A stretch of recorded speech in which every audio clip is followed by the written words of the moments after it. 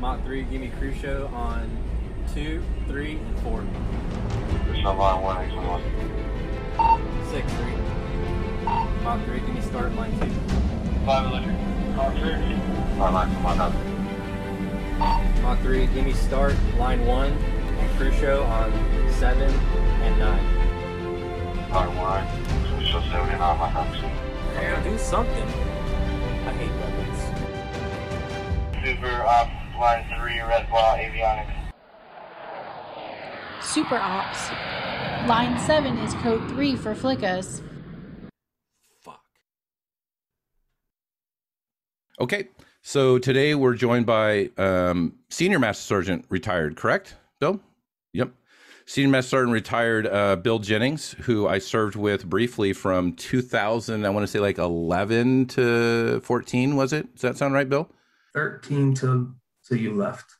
Yeah. Was it 13 till I left? So only 2 years. That was a narrow period, huh? It was, but it seemed like we had a lot of experience. Well, I think part of it is that when you find someone that's like smart, hardworking, and honest, which is going to sound terrible, they stand above the crowd and you're like, oh, that's the person that I want to talk to because they're going to have good information or they're going to be straight with me and all those things, especially when it's among a sea of yes men, people that are less than honest or people that are just kind of dumb and don't know they're dumb, which unfortunately there's some people out there like that, right? So I spotted Bill and Bill spotted me, and then we were pro supers together, and then eventually he was my lead super for a little bit when I was a pro super, which was fantastic because when I moved to Holloman, I was a pro super, eventually became a lead pro super, and I kind of leaned on how Bill treated running a production office as almost like a model for me. So thank you for that. But how about you kind of run through your career? Oh, and also Bill was on our bonus episode. Nope, sorry. Bill was on our third episode, which was aircraft production, way back before this was a podcast. There was a bunch of old retirees sitting around talking about aircraft production as a kind of way to like explain lessons learned, where the audio was shitty and I didn't actually know what I was doing. So if you go back and listen to episode 3 with Bill and Bear and Stromsky and a few others, just be aware that the quality of audio you come accustomed to is not going to be there, but the content is just as good as any other content. So Bill, if you could just run through kind of your career. Absolutely. Thank you, Chris. I want to start by saying, based on Chris's intro regarding when we met, the attachment, honestly, is Chris's a wealth of knowledge, and obviously his experience in that environment with the F-16s was phenomenal. And again, as much as he gained a model from me, I gained a lot of information from Chris to include the people, the atmosphere, the maintenance, the oversight or follow-ups. But again, I want to give Chris those accolades because, again, I know regardless of our interactions, there was as much, if not more, learned by me than by Chris. But for me, my career started out in 1993. I joined in November after a year of college. I started out as a C-141 aircraft electro-environmental apprentice. I stayed stationed in New Jersey for roughly 3.5 years, transitioned to Guam. At this point in time, I'm a senior airman. We worked on C-141, C-5, C-17s. Also worked transient aircraft, more of launch and recovery for DC-8s, MD-11, 747, C-130s, aircraft of that style. From there, I changed duty stations to Germany, Spangdahlem Air Base, Germany, on A-10 aircraft. And now at this point, I'm a staff sergeant, 7-level craftsman. Spent 5 years there, up through my first gig in production as a specialist expediter and a flight line expediter. Also served a little bit of time as a section chief. Then transitioned to Grand Forks, North Dakota. Spent 3 years there, just shy, running a electro-environmental systems back shop as an assistant section chief, and then worked for the commander for roughly 8 to 9 months as his program's section chief. From there, I ended up asking for a special duty assignment looking out to a friend. Ended up going to Korea, spent a year down at Kumsan, running a back shop again. After that year, I went back to Germany, to Ramstein from 2010 through the end of 2012. Started out as a special section chief, moved down after approximately 9 months, moved into production for my first experience as a pro super C-130J aircraft. Great tour there. Actually filled in for lead production superintendent there. Had a lot of training, a lot of mentoring received. A lot of my changes to who I am now came from that base as far as taking care of people. Then transitioned to Luke Air Force Base. Got there the second week of January 2013. And shortly after that is when I met Chris. Started out as a production superintendent. Was there about 8 months, then became the lead production superintendent. This was for F-16 unit. Had an opportunity to do the combined unit as they were transitioning to Holloman to Alamogordo. Then moved on to F-35s for a year as a lead production superintendent. And then for my last roughly 5 to 6 months, I sat in the position of F-35 program integration office superintendent. This was more of the servicing and preparing for our partner countries coming into Luke Air Force Base and getting them set up and postured to receive their aircraft and training. From there, I was the lowest man on the totem pole as a senior master sergeant, now with a 2 Alpha 690 Air Force career field code. So I had the choice of waiting for an assignment or looking for a special duty assignment. So I reached out for a special duty assignment at Air Combat Command, Inspector General. I got accepted for that position. August of that year, I ended up rolling in, took over the accessory superintendent for maintenance. And then about a year later, I took over as back shop superintendent. And then I transitioned quickly right into the inspection division superintendent for Inspector General. Did that for roughly a year and a half, took one last deployment as a wing IG superintendent, and then came home and transitioned out of the Air Force in would have been November of 2019, and probably was off for 5 or 6 days and started a new job in the civilian sector and been working there ever since. So now I'm a manager for a software development department, and that's what I do now. So for those that are not as familiar with the Air Force or maintenance, basically, Bill had a kind of very broad sort of experience in the military, both in aircraft. He worked multiple aircraft, fighters, heavies, cargo planes, bombers. He worked direct sort of maintenance. He worked back shop maintenance, which is like parts get removed and get repaired back there. And then he transitioned to maintenance leadership positions, program manager, doing some of the more higher level sort of work, coordinating with foreign militaries, purchasing and acquisition or implementation of the F-35 5th gen program. And then Inspector General is typically like a very elite sort of team that inspects other units to make sure they're complying with all regulations. I mean, the term IG kind of, I think what a lot of people don't realize, when you hear Inspector General, you think it's all sort of like whistleblower complaints and things like that. But there's in the military and the Air Force, there's certainly two houses of Inspector General. One is to make sure all of your people are complying with regulations. The other is more for if you need another sort of avenue to lodge a complaint against some sort of harm that's come to you in the military. Bill, correct me if I'm wrong, you mainly did just compliance and making sure units were performing their functions properly, correct? While serving at command, I did serve primarily as the inspection side. When I deployed, I served in the complaints and resolution and inspection side. Oh, that's interesting. Side. I'll pick your brain about that either offline or another episode, because I'm always curious. So we're going to kind of talk today about military discipline, the values and standards, enforcement of standards, the fluctuation of standards. Is it good? Is it bad? Is it neither?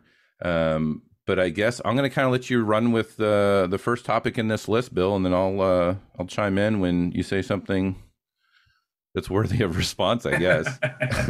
All right. I copy that, Chris. The topic that Chris brought up today was important to me as we saw the transition from what the Air Force was when we originally joined, which there was a lot of discipline. There was a lot of, the term was coined, eating your own, which really meant that we were going to drive into forcing people into compliance. And that forcing wasn't necessarily done through physical pressure, but it was done more through verbals, through sometimes it was repetitive tasks or carrying somebody's toolbox, or, instead of being able to get on a truck and drive down to an aircraft to work the maintenance, it made you walk. So what they did was let you understand, the responsibility that you had, and that you learned through doing your job and being good at your job, that you had some different benefits, which was being able to get on a truck and you didn't have to walk a half a mile out to your aircraft. This was especially important working on cargo aircraft.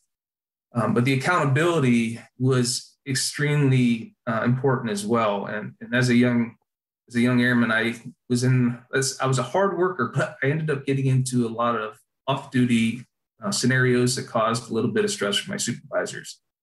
So say my first 3.5 years was built on a lot of letters of counseling, letters of admonishment, letter of reprimand, and I still served out 26 years and honorably.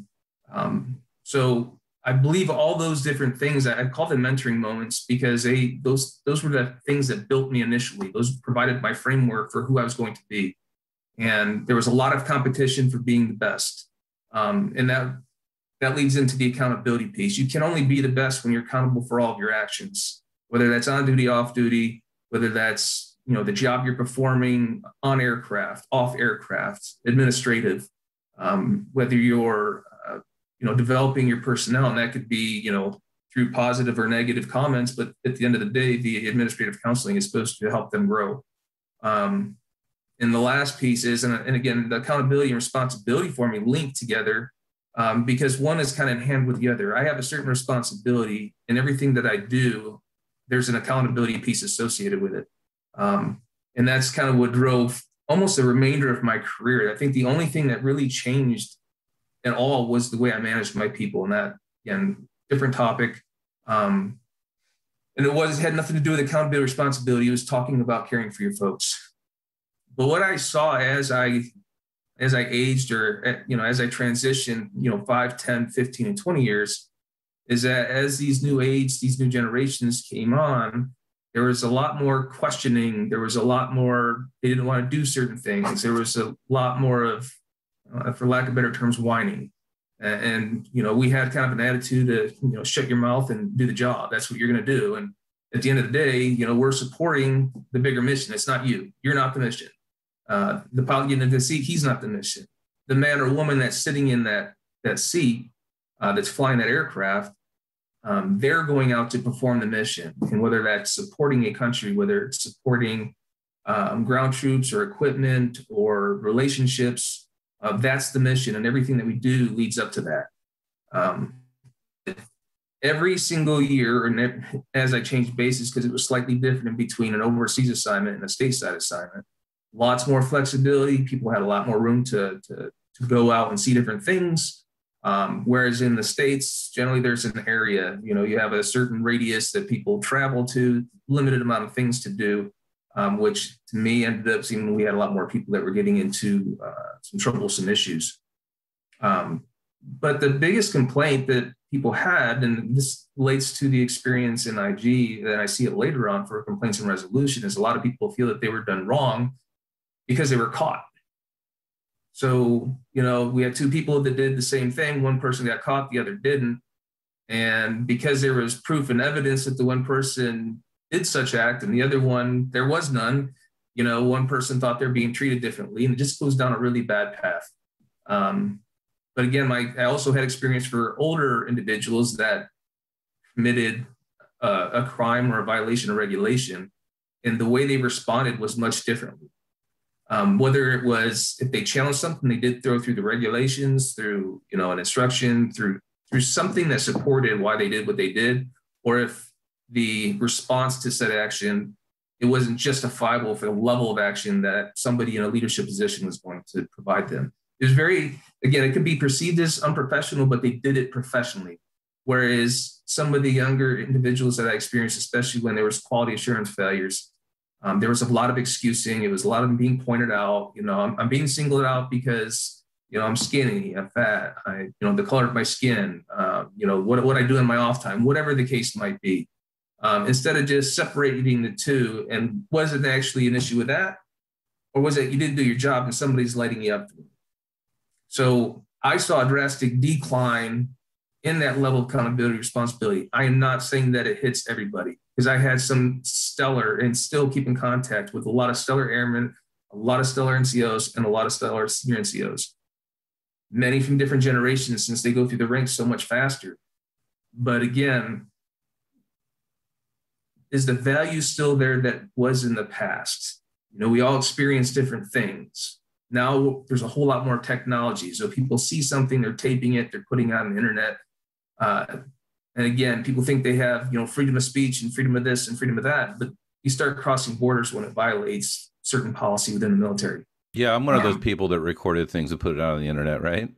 You did? But you were authorized to, and it was legal. Yeah. But it goes back to, it was legal, but the professional and social repercussions of that event was profound. I don't know if I would have changed anything, because ultimately I had what I perceive to be a moral and just outcome. And if you don't know what I'm getting at, go to 20yearsdone.com and look up the story. Smoke doesn't always mean fire. It's an 8-parter. I hear it's good, but so there's you said a lot. I wrote down a lot. So let's start unpacking some of this stuff. So you kind of talked about in the 90s, there was a high discipline sort of standard, right? And it might have been my experience because, back then the internet was in its infancy. So there was a lot less cross-tell of information from one base to another. If anything, it would be someone showed up from another base and they'd bring stories type of deal, that's pretty fucking caveman technology, right? I was on the hill over and there's antelope over there. Let's go, right? We lacked the ability to really kind of carry information from one location to another efficiently back then. But, and I think I've said this on the podcast before, if not, probably in the blog. I didn't know there was a TO. I didn't know there was a job guide with step-by-step instructions for how to install an engine in F-16 until I was like a fucking senior airman. I don't know why I didn't think there would be a job guide for a very important task, but literally it never showed its face in any of the engine installs I did from first day on the line until senior airman. Torque values were just memorized. The steps were just memorized. 7 levels had it all in their head and they would do it. And it's not like I did engine install removals infrequently, because back in the late 90s at Luke, we had every single engine come out of every single F-16, which at the time was more than 200 on base because of the third stage of the turbine was bad. So every fucking motor came, it was a full stand down and every fucking motor came out.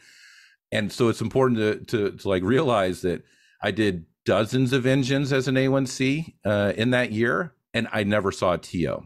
So it seems to me, and I say this kind of generally, almost back in the day, and correct me if I'm wrong, Bill, but very often 7 levels were expected to know everything. And if you were like an airman paired up with 7 level that was like grabbing the book to see the steps, you're like, fuck, I got the dumb one that doesn't know how to do this job, right?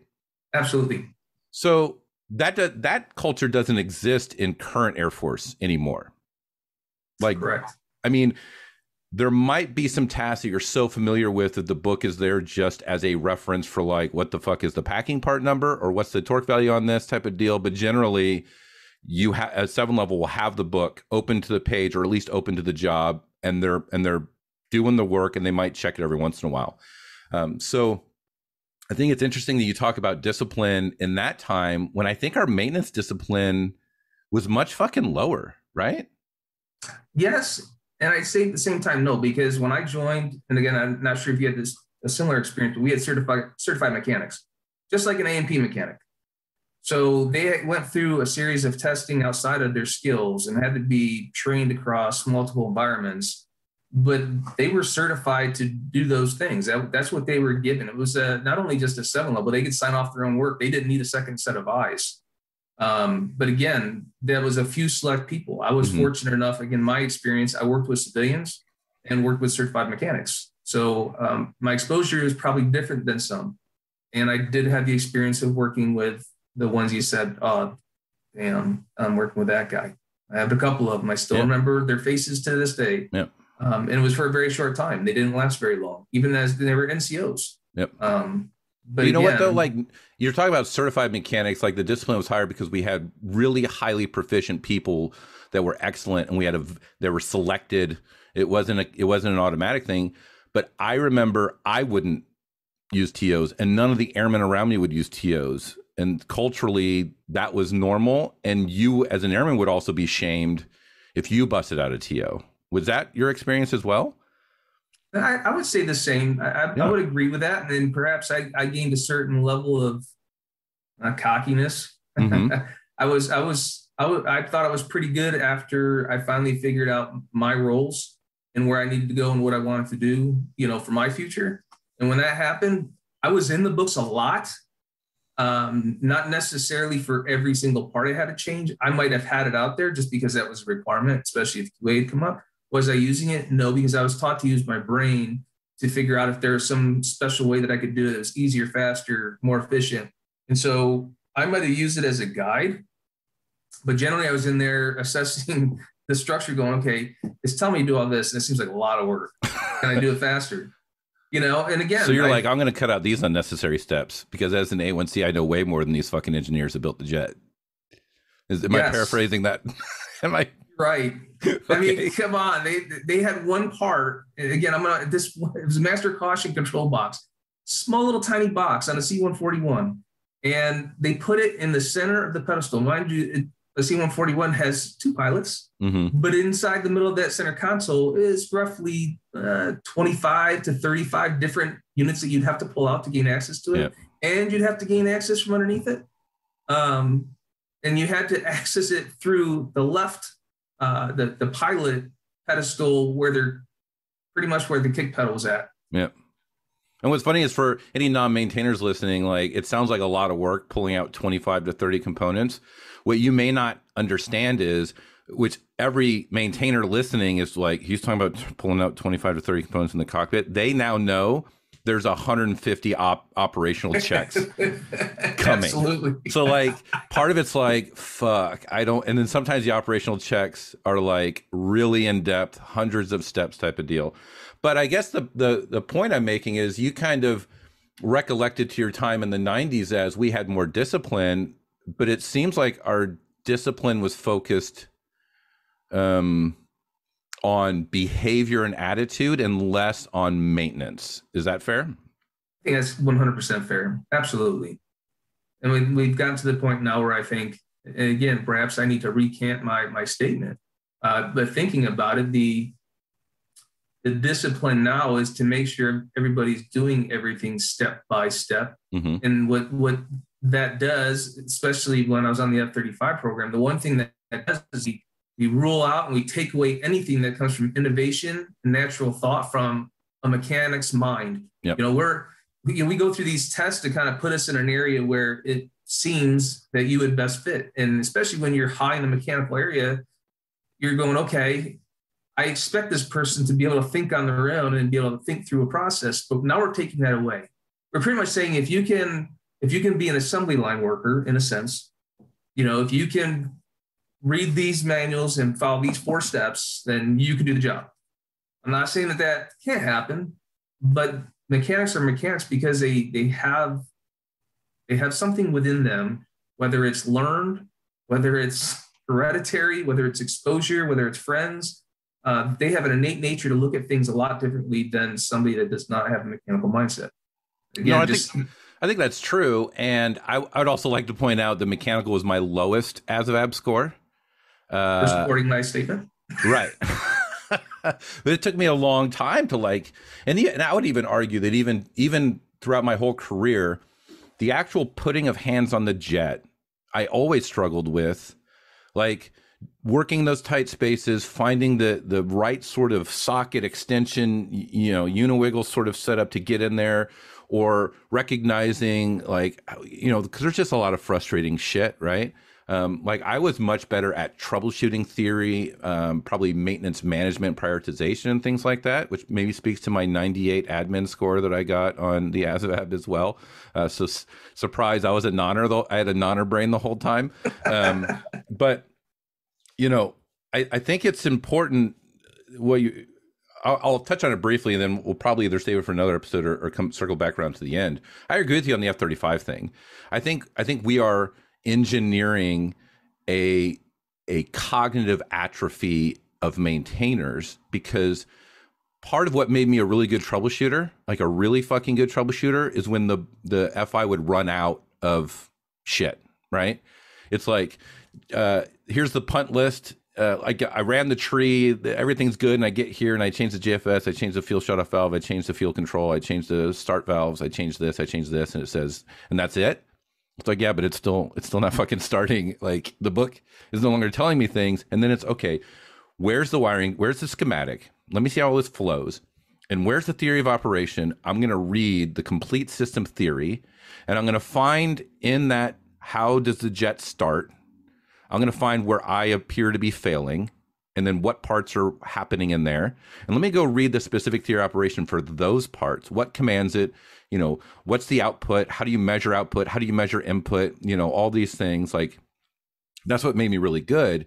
And I fear the F-35 is turning maintainers into drive-through cashiers, because it's read the fucking monitor. It's 2 orders of large fries and a large hamburger and a soda.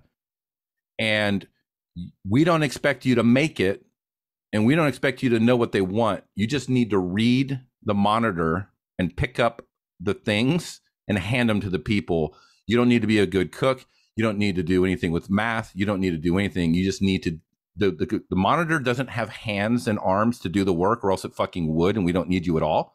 Like, that seems like that's what the ultimate goal of the F-35 is. Eventually, we're just going to get rid of the people here. And that sounds great, because you're probably, part of, well, it doesn't sound great, especially the way I phrased it, but part of what I imagine is consistency in maintenance. Like, you see it a lot in manufacturing. How can we remove the human sort of elements to this process? Because we're going to drive up consistency across our productive sort of thing. So if you remove that maintainer or mechanic influence or variable when it comes to doing maintenance, the idea probably is, quality of maintenance will go up. The consistency of maintenance across the fleet will go up. But the problem is, again, as you pointed out, eventually you're going to reach a point in these airframes where they're going to break in novel ways that the engineers didn't fucking anticipate. And if it's 20 years from now, you're going to have 20 years of drive-through cashiers working these jets. And they're going to ask them, be like, hey, we need you to dig into why this is porpoising in flight, because all the data that we've gotten, all the things we've done says it's good. And they're going to go, well, how many fries does the monitor say for me to put in the F-35 in order to get it fixed? Because I don't know. So I think we're shooting ourselves in the foot, which is, that should probably be the new Air Force slogan. It's just, we just shoot ourselves in the fucking foot. It's always long term, and all the people that are doing the shooting, they're not going to get shot, if that makes sense, in 20 years. They're going to be out and working somewhere else. But I want to move back to the high discipline in the 90s, where you kind of talked about behavioral discipline. Absolutely. So I agree. Like, the 90s, it was senior airmen were kind of scary, right? Absolutely. Especially the experienced ones. Staff sergeants were, it was like a solid concrete ceiling of, like, you couldn't go to the manager. The staff sergeant was, the buck stopped at him for any sort of airman grievances type of deal. The flight chief, you wanted to see only for what was necessary to see him, which was, for an airman, was like CDCs, leave, roll call. I think that was like the only time I wanted to fucking talk to my flight chief. And then certainly the chief was like terrifying. And the senior, I think I didn't know what the fuck the seniors did. They had like their own offices, and I never knew what they did. I knew the pro supers were the boss, but I think I didn't know. But that was kind of the mindset, and the staff sergeants were really gruff. We'll say, like really, really gruff, like hardened. I think is probably a good word for it. Absolutely hardened. Mm-hmm. I mean, even your senior airman, and I had a short experience there for my first year and a half, 2 years with buck sergeants, and good grief, if you had one of them in your face, I mean, it was to shut up. Shut up and listen. Don't talk. Do what I say. Otherwise, we're gonna be doing paperwork when we come back inside. I guess here's a question. Barring their tactics might have been rough, right? I sometimes throw around the term abusive, which could be or couldn't be, and I'm not going to like necessarily condemn them for it because that's not the point I'm trying to make here. Did they typically know the maintenance? Bill, do you think they typically knew what they were doing maintenance-wise? The majority definitely did. I would say the 90+ percentile did. I think so too. And did you trust that they were holding you to like a fair standard, or they were keeping you in line, or like, I guess the question is, did it feel unfair back then? And did you trust them to be fair with you? I trusted them 100%. Again, the 90%. And the reason for that is, although, the military has a work hard, play hard scenario. Well, even when you're at work, whether it's lunchtime or whatnot, again, previously, back in the 90s, even in the early 2000s, when you hit lunch break, there would be dominoes, there would be spades, hearts, euchre. And you knew that you were respected because they would call you and ask you to play in the game. So although on the line, everything might have been a little bit hardened, you did what you were told, you followed their direction, you got feedback on it, they provided correction, they provided praise. But, when you walked inside, and whether you were turning in your tools or whether you're getting out your brown bag for lunch, nobody was really, I said there was very few people that were kept out of the loop in one of those things. They're like, hey, Bill, hey, Bob, hey, Joe, come on to the table, we need another body in here. And you would laugh and joke it up. And you went back out to the line and you started right back up to work. It was a team concept. You accepted it. It wasn't like anybody was, physically abusing you. Right. Again, I grew up in a authoritarian, very strict house. Again, basic training. Some people cried. I had trouble of keeping a smile off my face because my dad was much firmer in his authority. But now with, society in itself, trying to stop any type of child rearing outside of, sit in the corner for 5 minutes or you're in quiet time, then, how do people feel about it now? I don't think that they take it the same way, and then it becomes a complaint. And we take away, perhaps people don't truly understand what supervisors, leaders, managers, trainers, team leads, what their purpose is. And maybe some of them don't. Generally, people are following them because they are your all-stars, because the leadership does support them, because they do get the aircraft that's always flying. They're always the ones that people look for to, there's a problem on the aircraft and, who do I got to talk to? Oh, talk to Bob. Bob knows everything about this aircraft, In your case, if you talk to McGee, if it's not getting fixed, talk to McGee. We'll get him out there and guaranteed it's going to get fixed. You'd always be pulled in for the Tiger teams, Chris, always. Why? Because you were very methodical, you were very analytical, and you proved what was the problem was after you fixed the problem. And that's the one piece that, again, I think you and I share that trait, that the wiring diagrams, as well as the system theory of operation, those two things there were my bread and butter. I didn't really need a fault isolation manual to drive my work effort.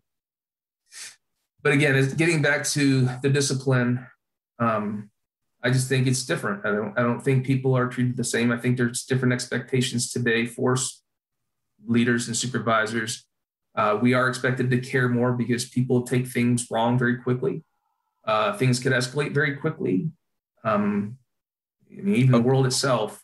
Okay, so let's say a scenario, and let's see if your experience. So I want to camp out in the when we were airmen time frame a little bit more because I want to explore it. So especially if you're a good worker not necessarily that you knew everything, but if you were not lazy, that as an airman, that was the majority of your street cred as far as work, right? As long as you're willing to work hard, not complain, work a lot of hours, and be out there and get your hands dirty, I think everybody assumed, even if you didn't know how to do things, you were eventually going to know how to do things. And again, it goes back to, I'll take a positive attitude over experience and knowledge any day, because if someone has all the experience and knowledge in the world and they're a lazy piece of shit and they're condescending and they're toxic, they can fucking kick rocks. I don't got time for them. If somebody has a good attitude, but they just don't know things, well, great. Attach to the hip of the person that knows, and in 3 years, you're going to be Billy Badass, right? So Great. I assume you were a hard worker, just from the time I've known you, and I was a hard worker. There was probably a few times I fucked up. I get my ass chewed by a staff typically. I didn't necessarily get paperwork on first sorts of offenses. A lot of times it was, you're going to get like, you kind of knew it coming in. I'm going to get my ass chewed, and it's Tom Rushton, and he can fucking chew ass better than anybody. So let me just get ready. Like, let me psychologically prepare. It's just going to be a little bit rough. Is that similar to what your experience was? I would say it's accurate for the most part. Okay. I generally only got paperwork from the ones that maybe felt threatened by me. Okay. Yeah, because you talked about, as an airman, you got LOCs, LOAs, LORs, right? Absolutely. So you got your ass chewed and you got paperwork. I mean, do you have like a ballpark figure? I mean, I don't know if I remember all my LOCs, LOAs. I do. I just looked at them like 2 months ago. Okay, so that's a little weird, but go ahead. I had 8 LOCs, 1 LOA, and 4 LORs in 3.5 years. Okay, so that's pretty substantial, right? Yes, sir. So you kind of talked about like in the 90s, people had more accountability and they took more responsibility. And that was part of the discipline. That's the other side of the coin for discipline. Like, you are disciplined, and part of that discipline is when that discipline sort of breaks or is circumvented, there's going to be repercussions. And if you are willing to accept those repercussions, it kind of is a positive output. Even though your performance was low, you at least owned up to it. You kind of admitted what was wrong, and they're going to grow from it, right? And I think back then, a lot of us looked at these sorts of events as that's the cost of what we do, because the standards are super fucking high, and a lot of people show up and they just don't have a good mental toolkit for this. And growth is going to be a series of failures. And that's why we have 7 levels doing second looks, and we have all these processes built in to make sure we don't crash jets. And there's like mistakes. And I don't even say mistakes. Mistakes is like, oops. Sometimes there's bad fucking judgment. Like, you should have changed that fucking tire. Putting grease over the cord is not acceptable. Like, you can't be doing that, right? And that you get your ass chewed. I know I'm doing like this really cool lackadaisical thing, but it's like, if you get caught, you get fucking hemmed up, and you might be doing all the tires for a week as like penance, right? And so I think where I want to juxtapose this is, you know, Bill, you were there in 2014 when we did force reduction, and Sure. we saw, you know, I keep going back to it. There was a guy, you know exactly what I'm talking about, right? He had all the things. He had the motivation. He was mechanically inclined. He was compassionate. He was smart. Like, he was a great worker. If I could have cloned him, I would have fixed the Air Force. I've said it before. Like, I remember one night when he was really working hard, we were walking in the building together, and I saw a picture of the then Chief Master Sergeant of the Air Force on the wall of pictures. I pointed, I said, when you make Chief Master Sergeant of the Air Force, call me. Like, I want to talk to you, because you, of all people I've ever met, you could absolutely do this. You have everything as I think he was an airman. I don't even think he had 2 stripes. And he was kicked out because he did 41 sit-ups instead of 42.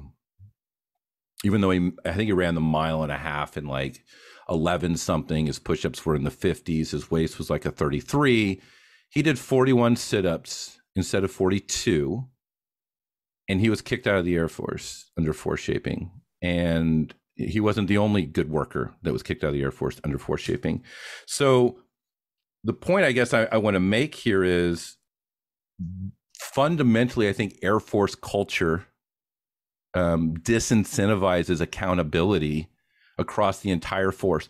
I think when you're looking at the new EPR system where you're now competing with your teammates and there's only so many like good EPR ratings you can get, like it makes you not want to admit when you've made a mistake. I think our QA has moved from like, I think QA is always going to find shit wrong, no matter fucking what. Because I think if you look at the TO compliance from when I joined in 1998 to when I retired in 2018, you would not find an airman out there that had done a motor that didn't know that there was a job guide for the motor. Like our TO compliance and all that maintenance discipline came up because QA was driving failures. But what happened is as our really egregious maintenance sort of things came up and we did much better with it, QA still had to find shit. And that's where they started writing up, oh, you backed up a Coleman without putting chocks down to stop it. Oh, you didn't do this briefing. Oh, you did. And they start like really nickel and diming people. So I think it's also because like flight chiefs, especially towards the end of my career, were really weak-willed and spineless. And they couldn't recognize that sometimes those mistakes we talked about, including bad judgment, was the cost of growth of people below the age of 26 that were still like adult children, essentially. Not trying to bash any of my listeners that are under 26, but spoiler. We started like turning the screws over really small shit that we made seem much bigger. And it made people not want to admit when they were wrong, because not only were we turning the screws, but those career impacts and outcomes, like you couldn't get special duties if you had even a single markdown on your fucking EPR before the EPR system changed. So like when you've created this standard that is in maintenance impossible to actually fucking sustain, you're going to drive accountability down because people can't admit when they make mistakes anymore, right? So when you have people that can't admit when they make mistakes anymore, growth is going to suffer. So you don't get to do a hot wash on what the fuck went wrong. People aren't going to admit to it. And then I think discipline kind of comes away with that, because it goes back to the question I asked you: did you trust your 7 levels or did you trust your staff sergeants? And when you're in a society, in the Air Force, is a society where you can't trust those above you to stick their necks out for you, if you can't do that, then you are going to ask questions. Like, you know, like how many of my experiences, how many things have I fucking wrote about in all my time where I had to be the person holding accountable leadership or pushing back or speaking out against them as the junior person? And a lot of times my question is, why the fuck aren't you doing this? There is no fucking way I should be the one doing this. And here I am pushing back against you, and I'm forcing your hand to do what your fucking job is. So I don't think my experience was unique. I think I had a perfect storm of spineless people that were also morally bankrupt, right, and careerist. But I think the notion that I'm talking about, where leadership is not willing to put their career on the line or sacrifice for those below them, they're only looking at appearances going up, which means when your guy below you screws up and somebody comes in your office going, what the fuck's going on with Johnny? The answer can't be, he's growing and I'll take care of it, because you have to report every single QA fail, every single disbelief thing. People go to the fucking group commander to explain why they got a UCR. Oh, you didn't fucking put the screws down on a fucking engine trailer? Okay. Why the fuck am I going to the group commander over this? And when you create a society like that, accountability is going to go in the fucking toilet, and people are going to start asking questions because they don't trust who they work for. That's my argument to the points you were making. I think that you just made a perfect. I mean, I can't even dispute that, because I agree with it 100%. I do. I can compare it back to all of the LOCs and everything. I can tell you none of those was a repeat piece of paperwork. The LORs were legitimate and they were for the action, and it was different than all of my LOCs and LOAs. And generally they were associated with my off-duty performance. But at the same time, let's take that same paperwork and let's move us up into 2014. Yep. And I'm young senior airman Bill Jennings. Yeah, you're gone, Bill. You're fucking gone. So again, does that paperwork justify the ends? The ends of the means? It doesn't, because again, those were the paperwork. The intent of the paperwork was to provide administrative adjustment. Yep. Now, whether it was education, whether it was a corrective action, whether it was to capture a moment in time of something that just was not meeting the standard that was set for that individual. And it could have been a supervisor's expectations. It's something that he briefed in a feedback. But now we use those as a tool to hammer people, or we used them as a tool so people wouldn't get, they had excellent or things called excellent performance through the duration of the reporting period or the term of the assignment. And they would get, potentially an achievement medal, a commendation medal, a meritorious service medal, depending on whatever those were and their rank. But now, if you have a failed fitness test, well, you didn't perform as the 100% full concept airman. Yep. You didn't do a good PT test, so no, you're not worthy of that. Yep. And some people justify, well, Jim Bob did all his push-ups and his sit-ups and everything. Okay, he was part of the track team before he joined as well, and he was part of a fitness team. Do we want to be cloned, or do we want to have people that are just themselves? They're individuals, and we need to see people come in all different sizes, all different shapes and colors, all different cultures, places, exposure. And I had one of my folks that was homeschooled in Pennsylvania in the fields. I was like, who'd you hang out with? He's like, my family. I was like, anybody else? Like, nope. My first exposure was going to the recruiter's office. Wow. Like, it was interesting, but he's one of the most successful people I know still today, serving up at Minot. An episode I did with Kevin Traw, I think it was a couple of them ago. We kind of talked about how if you get a PT fit, like there's the duality in maintenance of NCO of the quarter and maintenance professional of the quarter. And the idea is the NCO of the quarter is the volunteerism, the self-improvement, and the work stuff. Like it's the total airman. And then the maintenance professional is give me 13 fucking maintenance bullets while you're Billy Badass, and we're going to put you up for that. And I hypothesize, or I post a hypothetical to him. What if that person had a DUI, or what if that person had a PT fail? Certainly they should not be NCO of the quarter, but what if their maintenance was always top tier, highly compliant, hardworking, taught airmen below him, like force multiplier on every Tiger team, was going to divert locations, was always sought after for TDYs? Would you withhold, or would you shoot down his maintenance professional of the year award? He's like, he told me I would let him be nominated, but there's no fucking way he would be a winner. And I said, well, that's clearly where we're at odds, because I'm not evaluating PT or a DUI. I'm only evaluating his work, right? So absolutely. I think even still, like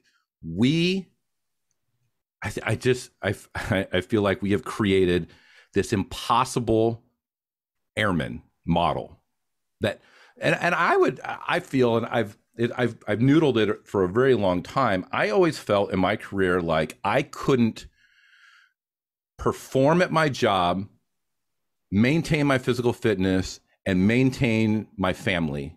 I could not do all of those. There was always one that was lacking. Like if my work performance was good and my family relationship was good, my physical fitness was trash. And if my work was good and my physical fitness was good, my family relationship was trash. And I always felt like I was just getting spread so fucking thin. And it was so frustrating. I could not, no matter how hard I tried, I couldn't meet all three and sustain them at all.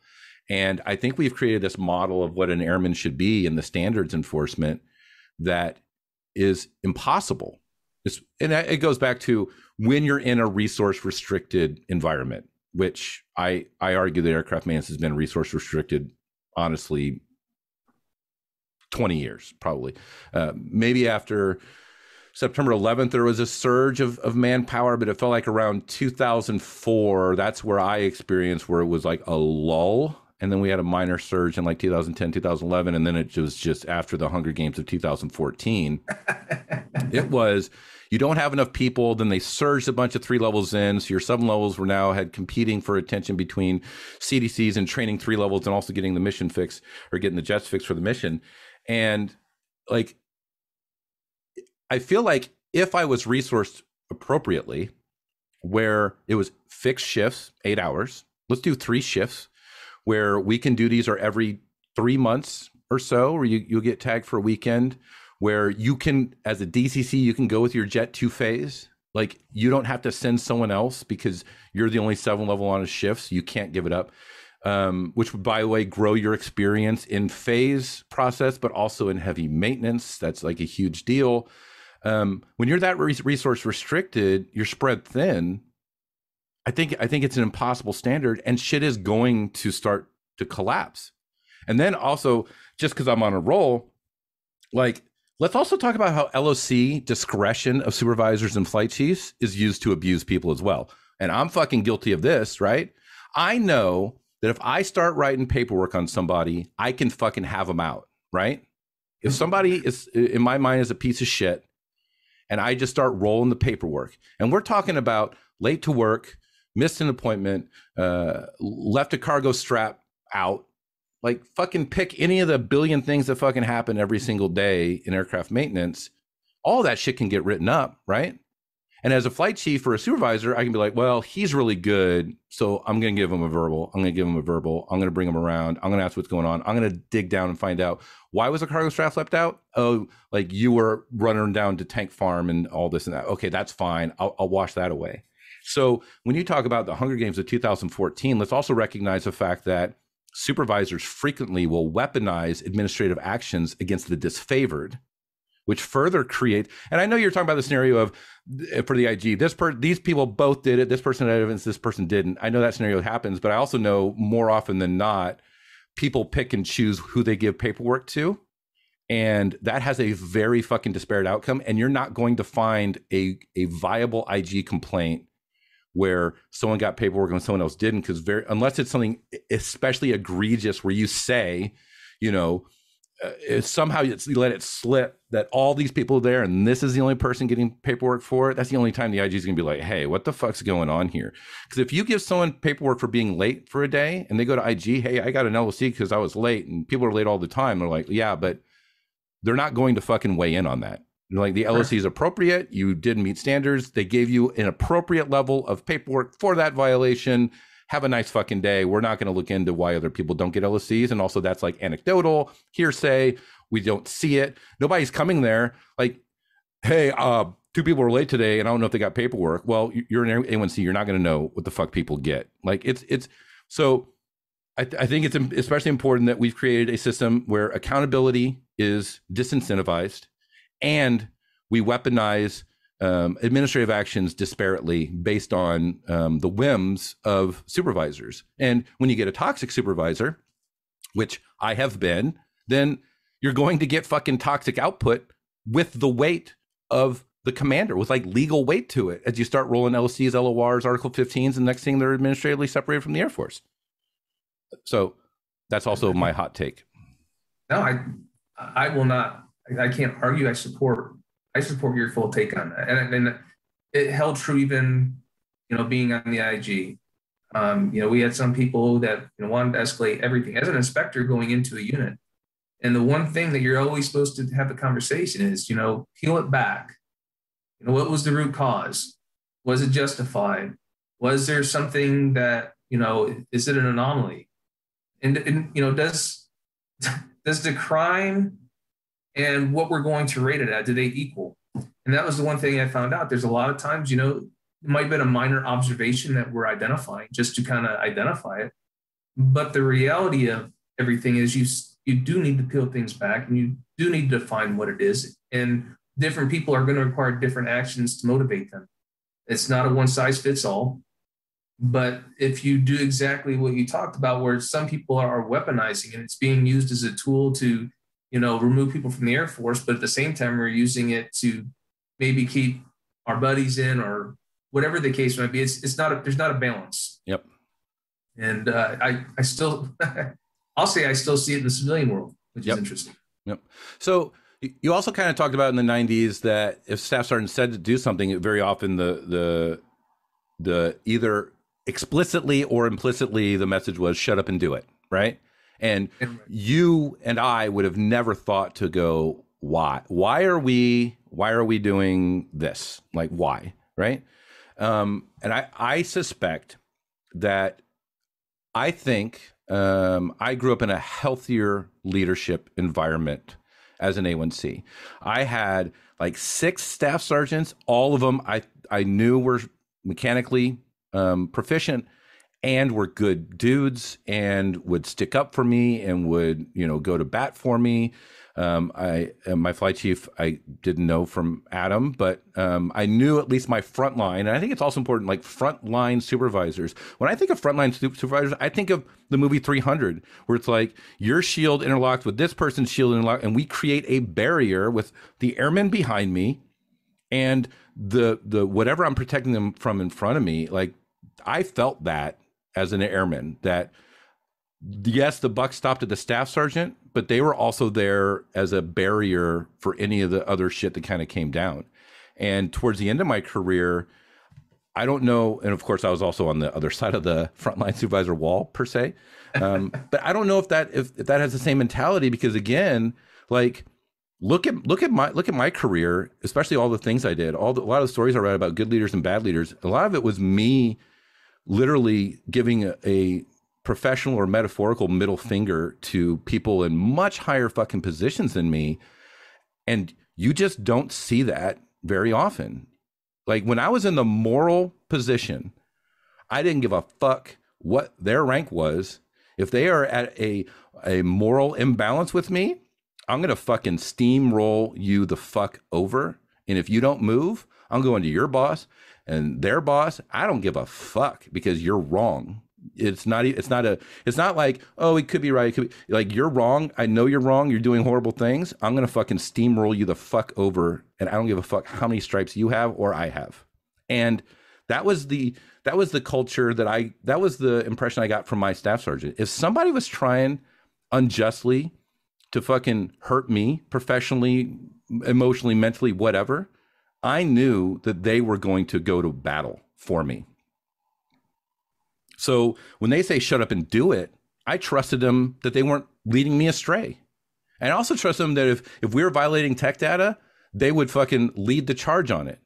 Like if we got hemmed up by QA, they're not going to roll over on me. I knew, like, no shit. I knew this dude. Now, I'm not going to say where, but if any of my listeners, Stromsky, you'll know. He did a -6 on an engine and found nicked blades. And then instead of signing it off and doing all the work, he sent out his 5 level to do it and didn't tell him about the nicked blades, hoping the 5 level would not find it, would sign it off, and so that way he could get the motor stuffed. So now that is a especially egregious example, but there's been times where airmen have been left holding the proverbial QA bag. Their staff sergeants will fucking leave them out to dry. And I think it goes back to the accountability piece, especially as a staff sergeant. You're talking about losing X's, losing all kinds of these other sort of things. Like, the system really promotes people to withdraw from accountability and displace it. Like, oh, you're an airman, you can recover from this. I might lose, in thought process. Like, so when you're working for your frontline supervisors that are turning their spears against you, I would fucking ask why as well. And I think it speaks to a lack of trust in leadership generally, is what I think. Yeah, I think the one tool we had early on that we don't have today is there. We probably all heard the conversation about, we're going to fix it behind the blast fence. Well, again, early on the days you could battle it out. So if somebody had a disagreement, somebody did something egregious, you just handled it. Yep. And generally, everybody up through the staff sergeants kept that all quiet. It was taken care of. And if it wasn't finished, then you stayed there until you finished it. And then when it was done at the end of shift, you went out and had a beer. It's just the way it was. So we don't have that anymore. No, we have nothing like that anymore. Should we reinstate that? I mean, so I would argue that I did that as a one-man fucking bull in China shop, right? But like, if you look at, especially, smoke doesn't always mean fire. Imagine I had my entire leadership team, all the master sergeants, let's say they're all, like, because after that shit came out, like, as it unfolded, I was a pariah, gone. Like, that was it. I thought it was very strange that I had captured what I thought to be heinous, unjust behavior, And I, at great personal risk, I exposed that through the proper channels to the proper person. And the entire command, instead of looking at the contents of the evidence, they were obsessed with how the evidence was gathered, completely sidestepping, what the real issue was. So I knew I was stepping out on a very lonely ledge there, but I couldn't not. It was a morally untenable position. And I wonder how different that outcome would have been if I had the full support of my senior enlisted leadership, other master sergeants going, wow, I can't believe this is what happened. Good job. And that didn't happen. So how does it start? I think it starts with everybody sticking up. I've argued this more times than I can count. If everyone takes care of the tier below them, if every supervisor puts their subordinate ahead of the supervisor's own career interests, it's like fucking pay it forward.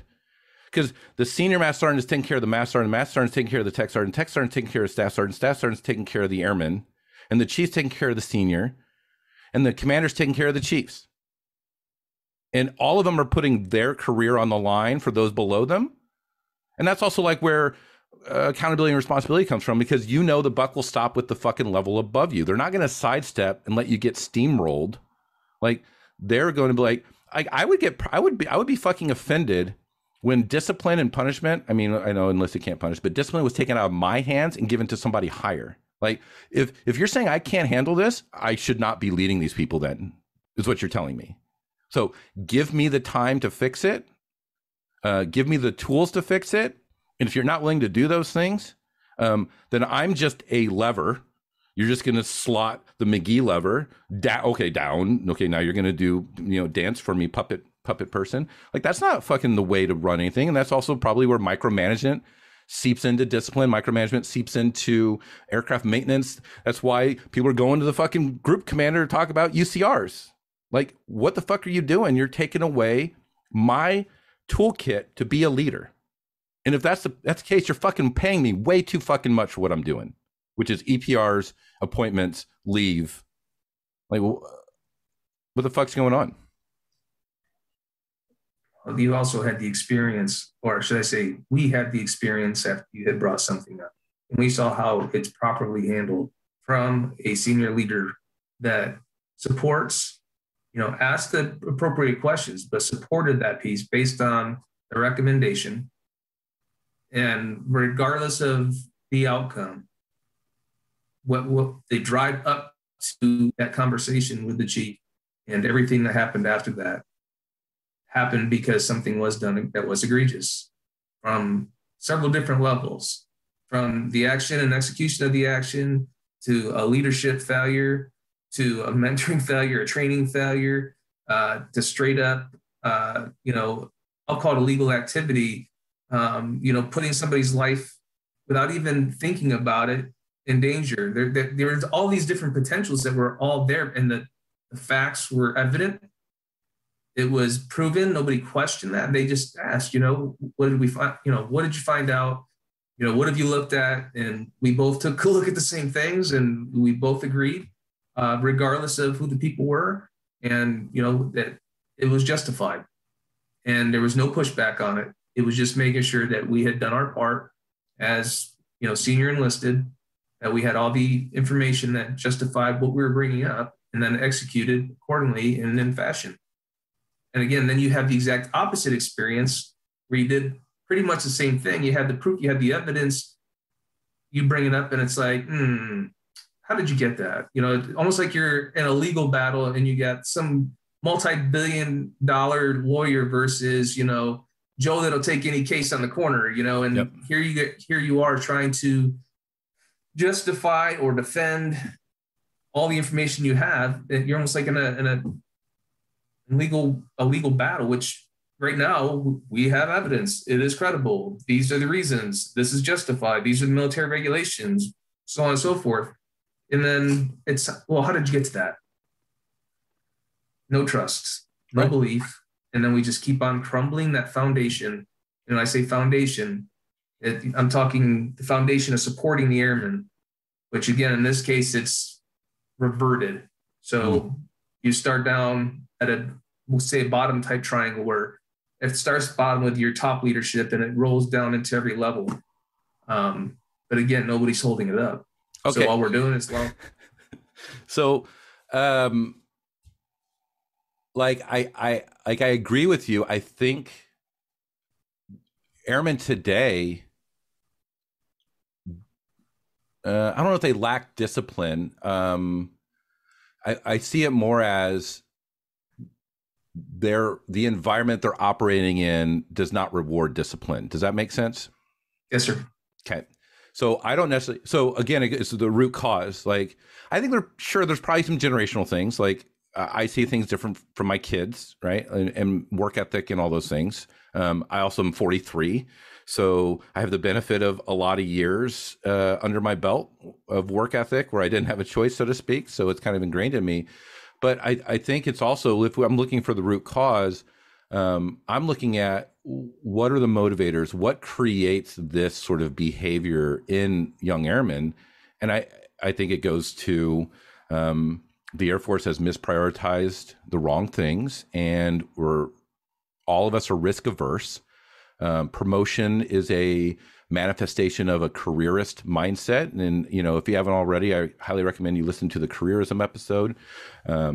It's like, and I struggle with this. I've thought about writing just a massive thing because none of these are isolated sorts of elements of the Air Force society as a whole. Like, when PT has such drastic career impacts, but has very little to do with job performance. When volunteerism is what determines who gets promoted over the people that are the diehard mechanics that can get anything fixed. When a PT fail means you can't make Maintenance Professional of the Year award, and somebody that's less mechanically inclined will get that win.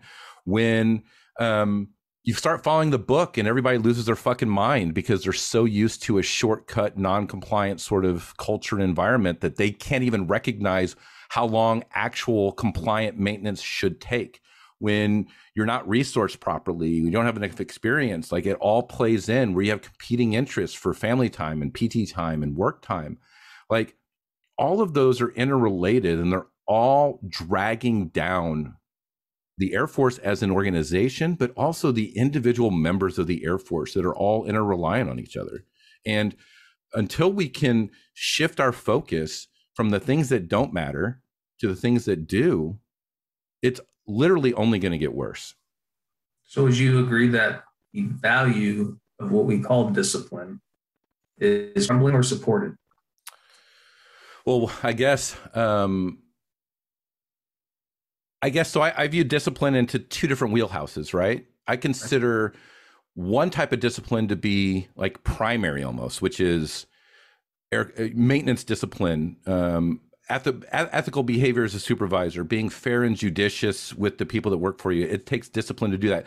Accountability is part of discipline. Willing to admit when you're wrong. Like, you can fucking go through a lot of my episodes. Maintenance culture with Mike Sissel, I pretty much explain how I was a terrible fucking maintenance manager for essentially all of my fucking career. And I literally apologize for the harm I caused people. Like, those are like the important discipline aspects. Having shined boots back in the day, not important. Wearing a hat from the parking lot to the building, that's discipline. It's not important. But for whatever reason in the Air Force, we treat those two disciplinary wheelhouses identical or nearly identical, where people get keyed up and stressed out over the discipline things that don't actually matter for mission accomplishment. Because I think a lot of people believe that if you're disciplined in your appearance and you're disciplined in this, it's going to indicate that you're disciplined in the big stuff as well. And I personally don't subscribe to that belief. I think you can have a sharp uniform and always remember your hat and do all these things. And I think you can do shitty maintenance when nobody's looking. I agree with you. I disagree with you on the polished boots and uniform, but I agree 100% that you can have both. And I would argue if you're resourced, you can have both. But when, like, I remember I tried to keep polished boots as an airman, and I would wear them to work. So I only had one pair, and I was just grinding through, and I would literally polish them every single night because I wanted them to look good. And eventually I had to go, my sleep is more important than my boots here. Like, that's just the way it's going to be. My lack of sleep might kill someone or kill me. My polished boots will not kill anyone or won't kill me. And I have to cut that away. No, my hair, like my hair touching my ears, or like I said it in an episode a long time ago. Like, when I retired, I worked for F-16 contractors, and I wore sunglasses indoors. I grew my hair out. I grew a beard. I kept my hands in my pockets, and I did the same quality fucking maintenance as I did it in the Air Force. So it's like, all these things. Like, I remember there was times I would send people out of work to go to the shopette to get a razor to shave. I would lose time on the aircraft of them doing maintenance so they could shave. That's fucking stupid. That's really fucking dumb that I did that. And that, logically, I wouldn't, but that is a manifestation of the Air Force society and cultural norms and cultural values. Because I was worried if the chaplain or commander had to be driving around, because it was a Friday too, if that they had me driving around, they see my guy with stubble, now I'm on the hook for it, because they've decided that that's fucking important. I don't know. But that goes to, I think the second half of the conversation, you want to talk about, like, what are we trying to change in the Air Force? You want to run through your thoughts on that? Yeah, I think this is this leads right into it. It was a good segue. So the second piece was, does loosening the regulations impact the preparedness of future military generations? And Chris gave his perspective on, the way he thinks about things. I agree in some sense, and in some sense I don't. And I guess the areas where I don't is that it's kind of like choice. We've used this word choice now, in my opinion, to get around just about everything so that somebody's voice matters. And so now that everybody's opinion matters, nothing matters. It's kind of like, if everything's the number one priority, then nothing's a priority. If everybody's choice is important, then again, it loses its value. So to me, when we're sitting here, whether, it's, being able to wear my hair down, or being able to put an earring in, or, I can have tattoos, which, again, I sport tattoos. I have tattoos. I never saw them a problem because they're a part that does not move.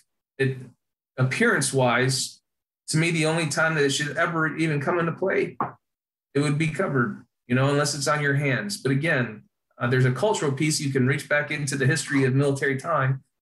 And again, maybe we're trying to change that, but now we're going the other direction. And again, that's one area, again, maybe I'm for that I have no issue with the tattoos. Do I have an issue if you have a ring in your mouth? Kind of. That actually happened. Do you have a tongue ring, Bill? It wasn't a tongue ring. This one here was. No, I'm asking, do you have a tongue ring? Absolutely not. Okay. Do you? No. Okay. Why not? Okay. Moving on. But again, when everybody's decision becomes a major, where we're going to concentrate our efforts, where we're going to prioritize things versus the mission and how we're going to get there, to me, from a more of a military precision aspect, I just feel we're losing the understanding and the focus of where we're going. And to me, I can reach right back into, when we talk, discipline can be looked at different areas and how we're using it. But right now, if we're concentrating our time and our effort so that you can, have, 3 lines in the side of your head, or in your haircut, or you can have a beard. Again, it could be whatever you want to call it. I don't care what area. To me, it's all the same. We're spending all this time and energy and effort. People are having to change regulations. People are having to go back and rescind different things that people had received paperwork for, whatever the case might be. And at the end of the day, there's regulations and instructions provided. And we can sit here and question every darn thing, but it's just like a supervisor. Every single supervisor is not the same. That's the one thing that where there's flexibility. The regulations were the baseline. I just feel that we're spending a lot of time where it's not needed, and the time and energy needs to be spent on focusing. How can we be more precise? How can we, again, from a aircraft maintenance perspective, How can we be more precise in our direction? How can we grow? And if somebody has an idea of what that's going to look like, then stop giving up these high, lofty policies of where we're going, how we're going to get there in the year 2025. We're going to be this way. No, bring it down in layman's terms, put it down to its basic information, so that the youngest, I don't have a good word, dumb probably is the best that I can use right now. Take your most unknowledgeable person, bring it down to their level so everybody can understand your plan for the next 2, 5, 10, 15, 20 years of where we're going, whether it's, clothing, whether it's the mission. And the mission to me in the military is number one. So let's try that first. And if we're going to try to focus on following every single one, every single period, every single step, and taking out the innovation, the energy, the human character that we can call flawed. But I would say that it's not flawed, since inventors do all these amazing things for us, that create all these products we use. And so if people have ideas of change, it should not be this lengthy, complex, convoluted, where other people are taking your ideas, pushing them up for their own, for their recognition versus yours. Why we can't talk about certain things that can be done locally at a unit or at a base level that can be proven right there on the spot. They have engineers at most bases as we're moving into the year 2025, being that a lot of the bases are getting new aircraft, new capability. So we have engineers on the spot. So let them do their job. So, but I want to talk about beards for a second.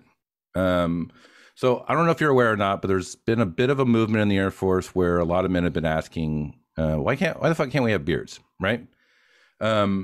Recently, somebody asked that question of the senior enlisted advisor to the chief of staff, or the Joint Chiefs. Air Force. It's the SEAC. It's the DoD-wide senior enlisted advisor. Sorry, I forgot. I'm not going to edit it out either. You guys are going to have to deal with me stumbling through this fucking moniker. But somebody asked him, hey, what's your thought on beards? And his response, it was like a typed question and a typed response. And I think it was something, and I'm going to paraphrase because the image of that response has since been removed from the internet. So unfortunately, I didn't save it. I can't see it. So I'm going to do my best to paraphrase.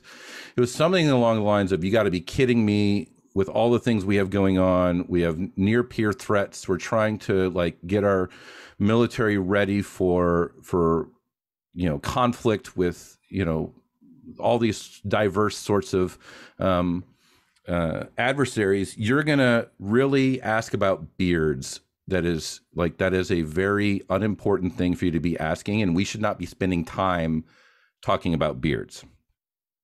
And I feel like you would probably that's a fucking good point. We probably shouldn't be wasting our time talking about beards when we really need to get our force ready for the next conflict, because that's essentially what we're perpetually doing, right? Getting ready for the next conflict. I'd say it depends on the forum.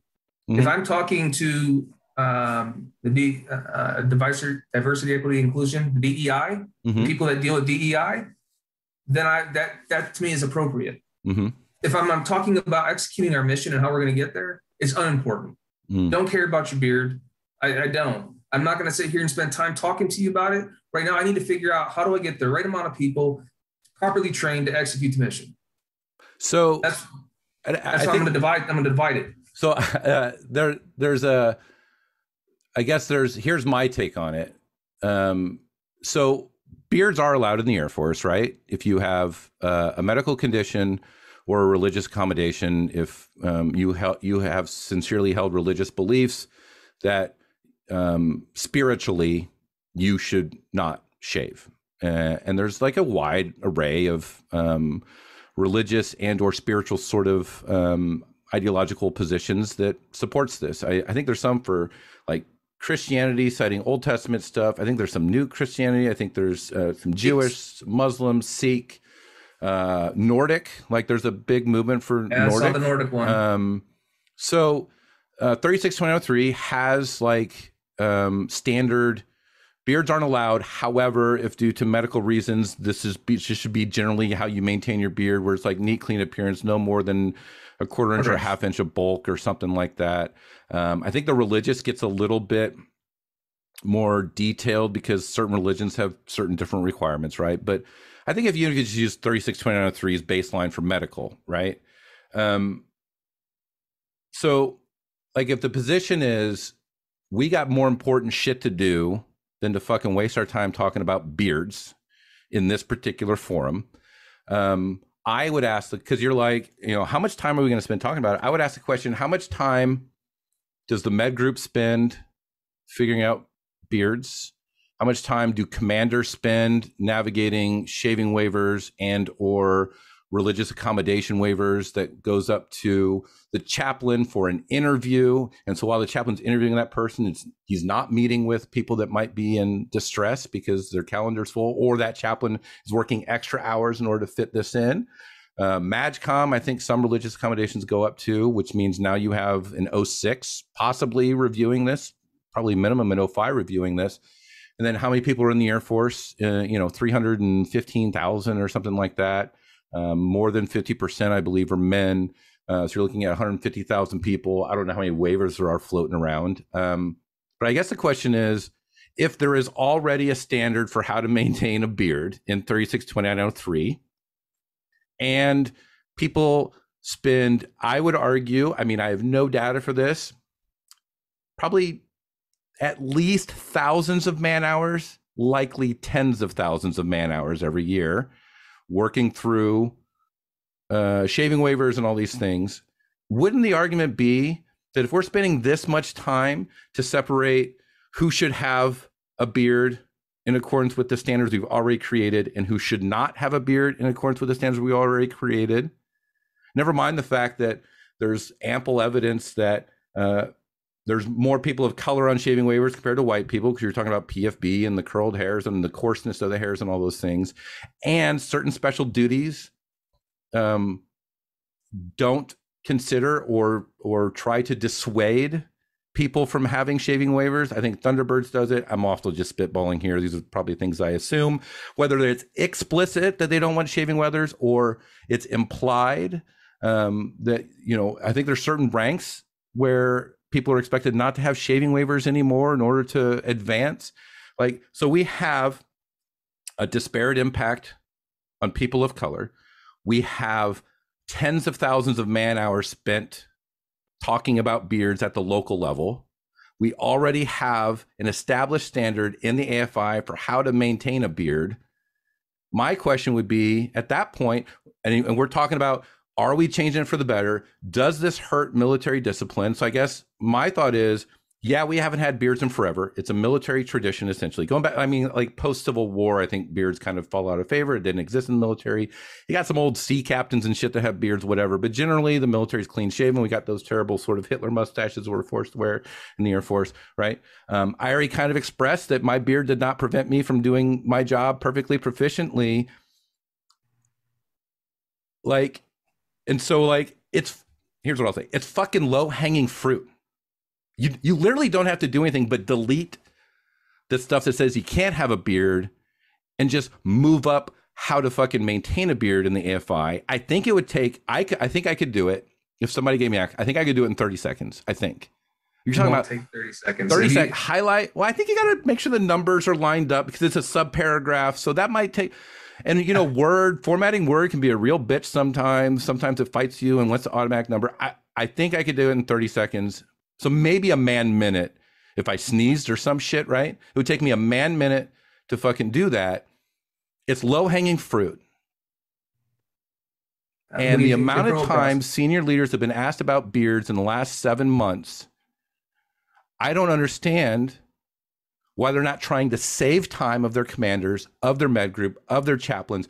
How much you think these people write these waivers off duty? No, they're fucking sitting in the office writing these waivers because, by the way, it's official military work you're doing. You're submitting a waiver on your behalf professionally So they're not doing EPRs. They're not walking the line. They're not doing all these things because they got to sit down and the flight chief's reviewing it to make sure the tongue and quill, we fucking formatted this memo right. Like the amount of shit that goes into telling people no on beards. And, they might toss out we see Bernie. Okay. For most of my career, I did not have Sea Bernie equipment attached to me in a readily available, acquirable state. Yeah, when I was in Korea or whatever, sure. But a Sea Bernie, but if there's a Sea Bernie attack in the United States at an AETC base and I don't have enough notice to fucking shave, I'm going to toss out even the argument that the beard will impact your ability to fucking wear the mask, right? But let's say if I don't have 5 minutes of fucking notice, the world's over because our intelligence community missed a fucking dirty bomb being dropped on an AETC base. So, like, there is not a compelling reason. There's ample evidence that it disparately impacts people of color professionally, medically. How about the cost to the VA for all the PFB claims, which are pretty much standard 10% scarring on the face? People are getting laser surgery to prevent their ability to grow fucking facial hair. So when they retire, they can't even choose to grow the glorious beards that you and I, carry with us today. Like, these are all the things that go into the beard. And he's complaining about we're wasting time talking about it. I would counter with we're wasting time by being arbitrarily dismissive of a valid complaint with an easy fucking solution. And if we can't get fucking beards down when the reg is already written, we are the fucking worst organization innovation ever. Because the blueprint for fixing it's there, the drive is there, and the reason not to is fucking a mirage, and we can't make that call. It's possible. Okay. I just go back. Why wasn't it an issue 20 years ago? Why wasn't it an issue 25 years ago? Why wasn't it an issue 20 years ago? Why is it such an issue in the past 3 years? I guess black people being barred from the service was an issue 70 years ago. So why are they now? Like, I'm not gonna subscribe to a historic complaint relying on people to complain about it 20 years ago. If it's a valid criticism with a good solution, mm-hmm. and they're still resistant to it, and they flip it around. Sorry. I have to apologize. No, I mean, I'm sorry that their inability to fix such an easy problem. Like, if you can't fix this, how the fuck are you going to fix everything else? And and the same time you're wasting our time talking about beards. We've changed nail polish regulations. We've changed PT uniforms. We've changed other uniforms. Like the argument is, if we have finite mental resources to address future threats to American sovereignty, then nothing should be done of any kind except for mission. So people shouldn't be volunteering. They shouldn't be fucking going to school. We should be in a state of trying to get our services ready for war, and we're not doing that. And I think it's disingenuous to try to throw it back in people's faces saying, you're wasting my time. We fucking waste time as a course of business in the Air Force. There's a reason Fuel Barn's called Forever Barn, because the shit's going to go down there and you're going to play fucking spades until 6 a.m. and you hit your 12. I think his response was inappropriate, 100%. I 100% see and can support your point. So, but again, I still find personally that we spend a lot of time and energy, and we can sit here and put any single one item about how it's going to get approved, just like policy. You or I could update it. I was doing policy at command. However, we had one thing that took over a year, 14 months to get pushed out. So that was just one regulation out of how many?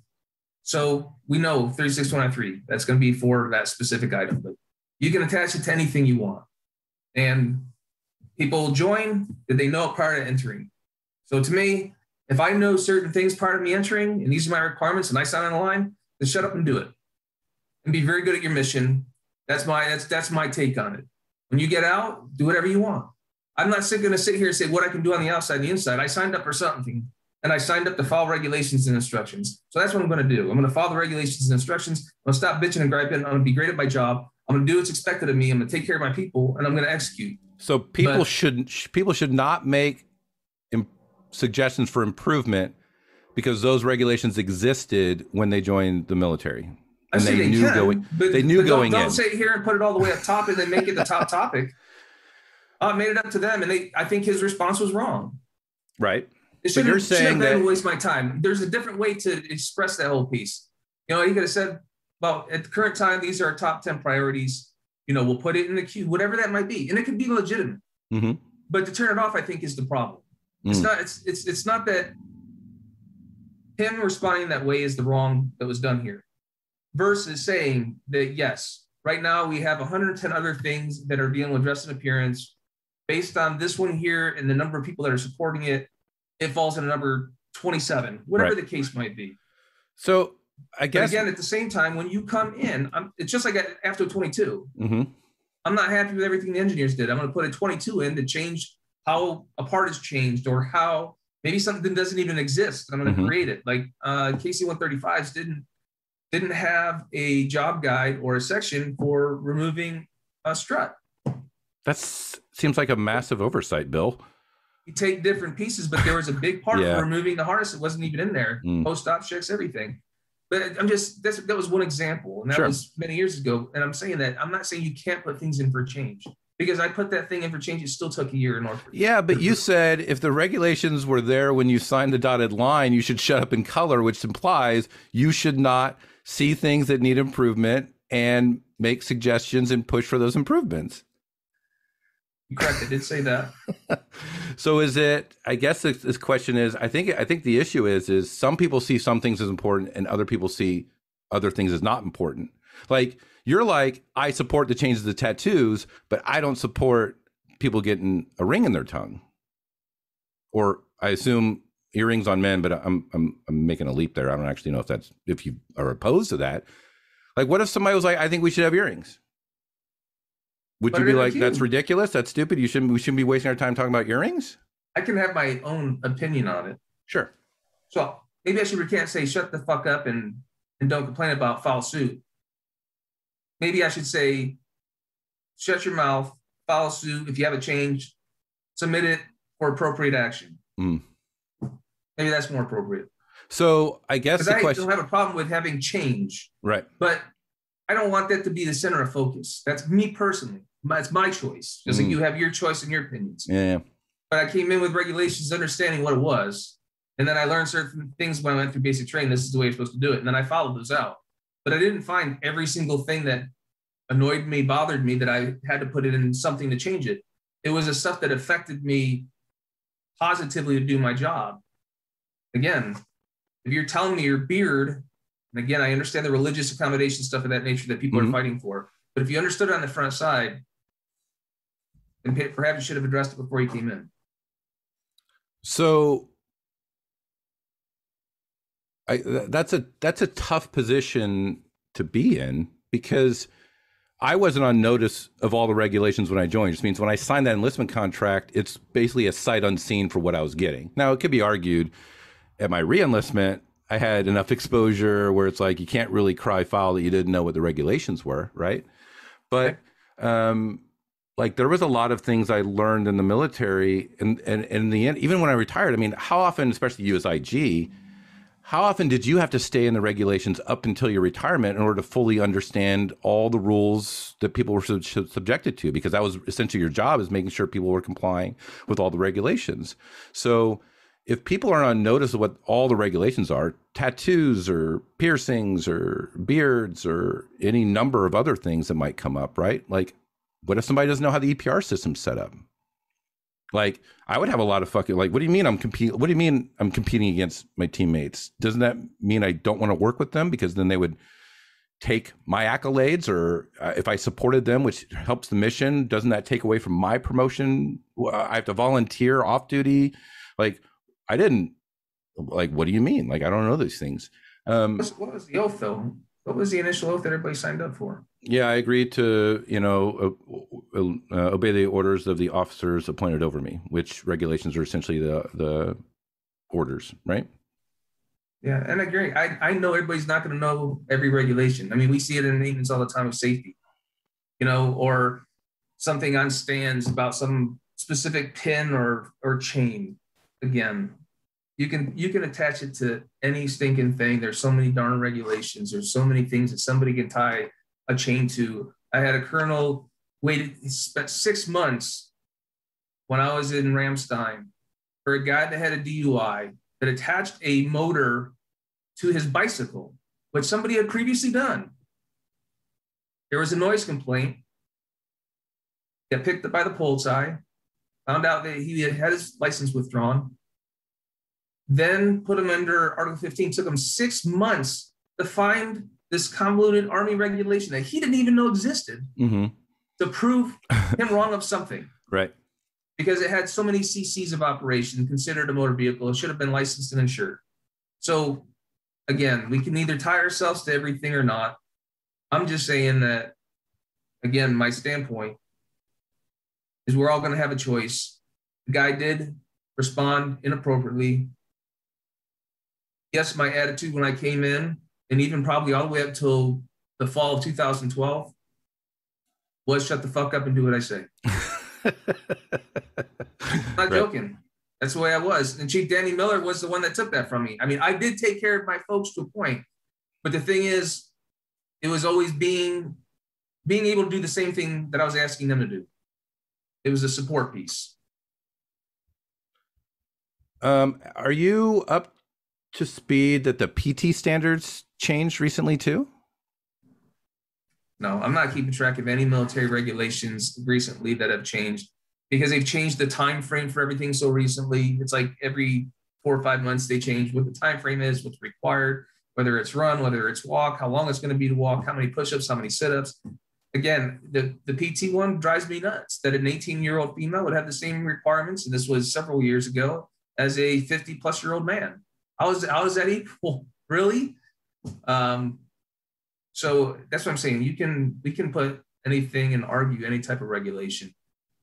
So the standards were recently lowered, and there was a lot of applause across the interwebs. And then there was a vocal minority that was frustrated that an already easy test has now gotten easier, and we're rewarding people that did meet the standards before by lowering the standard. And that kind of goes to like the point where, like, if we're shifting standards lower, does that ultimately hurt our force long term? Probably not. I don't know. Yeah, Maybe we need to wait 10 years and wait again. So it's almost like initiating something and then following up in 30 days to see if it was effective. I don't think you're going to figure it out overnight. Yeah. Well, it's like, I think I would have an issue with it if we're talking maintenance standards. And I don't mean like metrics, like 8-hour fixed rate and MC rate. Like if an aging fleet, you don't have enough people, like, yeah, you should. I mean, if people are consistently hitting 60% on MC rate for 5 years straight, and you kept the standard at 8%, you probably need to reevaluate your standard, because if the force can't sustain it, you need to go back and look at what your expectations are. And you need to, like, okay, we're only going to hit 60%. I need to make sure all the other services know that this particular airframe is not going to be able to meet prior commitments. That's a good way. That's not necessarily lowering standards. It's recognizing the actual standard, I guess, is one way to look at it. It is, because you're going to have to try to figure out the justification. Or was it the aging equipment? Was it due to faulty parts? Was it due to a reduction in manpower? Was it, what? There has to be a cause and effect. We saw it with the B1s. Yep. That's probably the perfect example. Yep. You're going to have to reduce them. But again, to me, it's something that you can never weigh overnight. It has to take time. I mean, it's easier for us in aircraft maintenance because generally we understand what that is. Yeah. Whether it's, component deficiency or, again, stress fractures. We saw that a lot on 16s. Good grief. Yeah. But again, with standards, I don't know if it's going to affect. I think it would affect some differently depending on, clean zone type work, like our,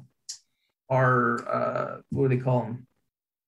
Our people that did the special equipment, where You can't have any dirt, this, that, whatever go into there. They worked in a controlled environment. I think those are areas where there might be a concern. Do we do studies to determine if additional, follicles that fall out of somebody's face and end up in somebody's electric equipment, does it cause a problem? I don't know.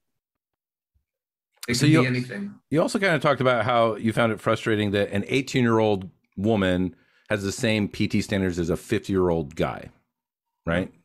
Let's explore that a little bit. Let's explore. Yeah. So I guess why is that problematic? Because based on people I know of that age and their fitness level, I don't agree that a 50-year-old man, I'm not saying that they couldn't have the same fitness. I say there's key people that focus on that fitness function that are generally fitness enthusiasts, whereas a young 18-year-old woman, and again, perhaps there are some medical issues. I'm hoping not. If nothing that can't be helped through medication or whatever the case might be. But I would think that they'd be in relatively good condition for the most part, and that they should be able to. I think the standards should be higher for an 8-year-old female and lower for a 50-year-old male. And realistically, we could argue a person that's been in aircraft maintenance for 25 years, bending, kneeling, crouching, whatever, would have a lower PT requirement than somebody that wasn't. I was building steps for my front porch this week, and I'm old, as it turns out, because that shit hurts. And as I was cleaning up all the nails and screws and stuff and sawdust and packaging and things, I'm bending down. I'm like, fuck, my back's killing me. And I was like, what? I was like, the doctors always say you should squat. And I was like, but my knees are fucking shot too. And I was like, I wanted to make a meme. Like, doctors say you should pick up things with your knees. And every crew chief's like, well, what the fuck does this mean for us? Like, we can't pick anything up.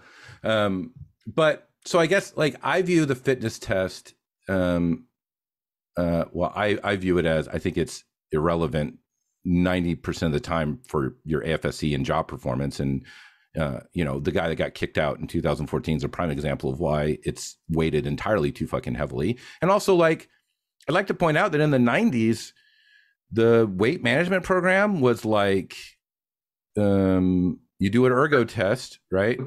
And then if you failed that, they would like measure your neck and shit. And if you failed that, you would just go on a list.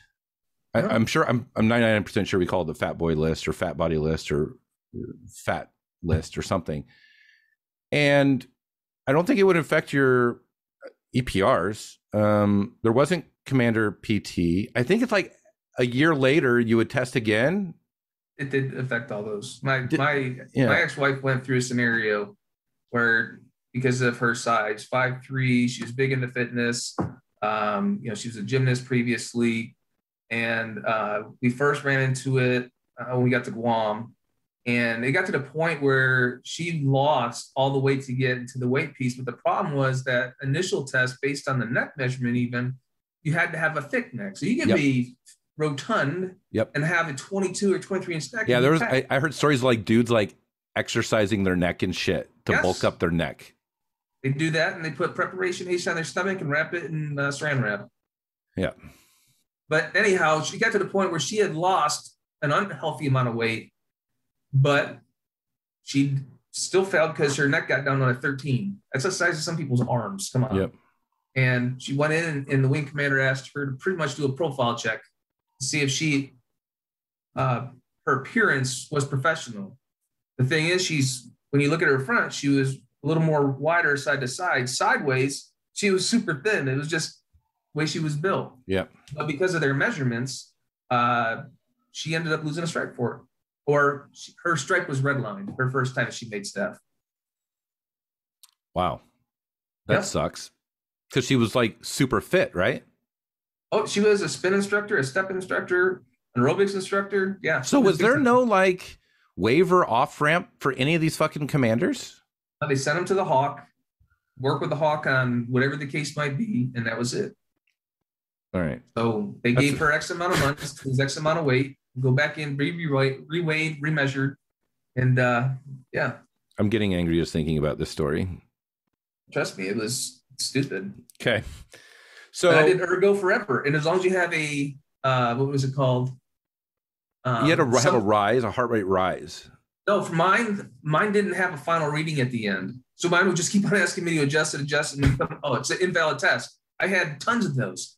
Oh, because they'd run out of difficulty adjustment, and then they'd be like, okay, it's invalid. Was it come back in a year or 6 months or something? 6 months. Yeah. Well, that's stupid as fuck too. Anyway. So, I mean, ultimately, I imagine the whole point of the fitness program is to create a healthy, long-term health, right? Like, I think we want to have less people in the hospital, and ultimately we want to have less VA disability, probably, although I'm sure it's not explicitly that way, but ultimately, so to me, it stands to reason, but I don't know the numbers on it. I'm not a fitness what are they called? Kinesthesiologist or something like that. I'm not one of those people, but supposed to be fit to fight, Chris. That was one of the. I felt like I just needed to be fit enough to lift up a JFS and mount it. Which, even though those stairs kicked my ass, I think I could still lift up a JFS and mount it. Which was 90% controlling where the band clamp landed, and very little on weight because you'd put it on the post. But that's a conversation for another day. But let's hit up whatever else you want to talk about for loosening regulations, because I've done some of the high ones, being beards and PT tests and tattoos and earrings, kind of tangentially. But what realistically, that the purpose of that one is, does it? It probably is not. What? That question of it was, does loosening them impact it? Yes or no? We did. Yeah, let's go back. Let's go back. Let's circle back to that question. We'll do that now. I'm gonna mark time. That'll be the good closure on it. Right. Okay, so let's kind of bring it all together. We've talked about like the beards and the PT test and tattoos and earrings and things, but the overarching question was, does lowering standards, loosening regulations, does it create, I guess broadly, does it reduce the effectiveness of the service or of the military members as individuals and cumulatively as the service's performance as a whole? What do you think? I, at this point, would say if we're concentrating more on the change, and again, I don't have the answer, I don't have the ratio, I don't know how many things are submitted, I don't know how many changes that are. But again, I don't know if it's going to impact a future war from now. I would say that other military nation or other nations' militaries have beards and stuff. Do they fight them? Yes. Are they impacted? Again, I don't know. I don't work with them. I would say it all depends on what it is, what you're doing, how you're doing it, on what regulation are we referring to. I don't think beards in most cases are going to impact somebody's ability to do their job. I don't think that a tattoo is going to affect it. I think an earring potentially could, especially if it becomes unmounted from the ear, ends up becoming ingested into an engine from a maintenance perspective, of course. Sure. But I think everything really hinges upon the area, the climate, the job, and what you're expected to do and how it's going to actually affect any type of preparedness. But I also believe that if we spend more time concentrating on everything that we don't like and every change that we want, and again, I'm talking a ratio on quality, job, whatever it takes to do my job, training, concentration, repetition, proficiency, knowledge, all that type of stuff. If I spend 70% of my time on all these changes that potentially, again, it's something that I want to see different. I can probably provide a case that supports it. And I spend the other percent of my time on the job and everything that I need to do. I'd say that we are eventually going to degrade the preparedness of the force. We're just going to be looking for what's the next changes. Well, if we got this far, let's try this now. Yeah, I think that's my belief. I think that's a good point too. I think, and it seems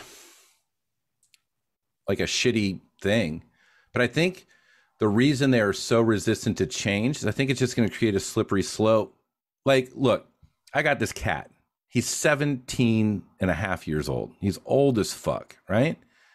And when I sleep, when I used to sleep, he would paw at my face to wake me up to pet him. Like, not bad, like, but claws would be out. I think he can't retract them anymore. He'd claw at my face. And I'd be like, fine. I'd start petting him.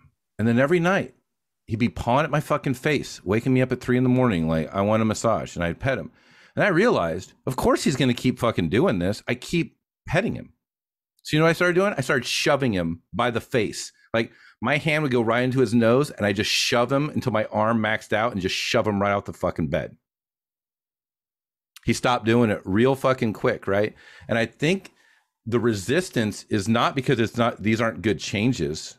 It's that once you get one thing changed, and it very well could be argued, because I'll call it the beard movement. I'm sure that's not the formal title. The beard movement, a lot of it kind of sprung up because women got a bunch of changes. Like, they got ponytails, they got hair length changes, they got these things. And I think a lot of men were like, oh, I didn't know you could fucking get this shit changed so easily. Like, I had no idea. Let's fucking get beards. This shit's ridiculous. Look at all this data we have for, race disparity and VA claims and man hours spent on, like let's fucking do it. But I think it's like, like, they figured out that they can kind of petition us to do this. And then they're going to be doing, then the floodgates come open, right?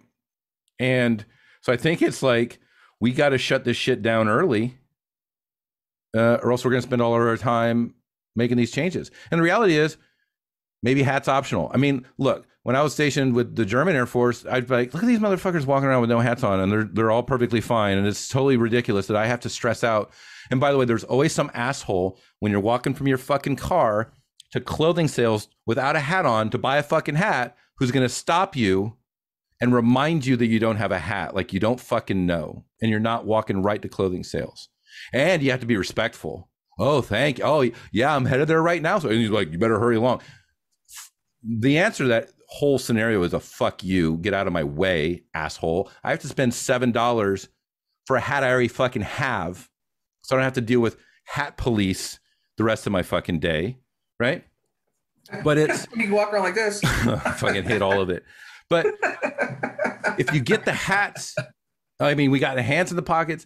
Now you get the hats, you get the beards, then it's gonna be male earrings, then it's gonna be male tongue rings, because I feel like you can make the argument for most of these things. Now, for me, I'd be like, fucking check off on all this shit. Let's fucking innovate and change. Like, I don't care if a fucking dude has multicolored nail polish on, a tongue ring, ears, and long hair and a beard. I don't care, because he's gonna be able to process my travel voucher just as terribly as the dude that's fucking like clean cut and shit. It's all gonna be terrible at finance. It doesn't matter how they look; they're all bad. Just kidding.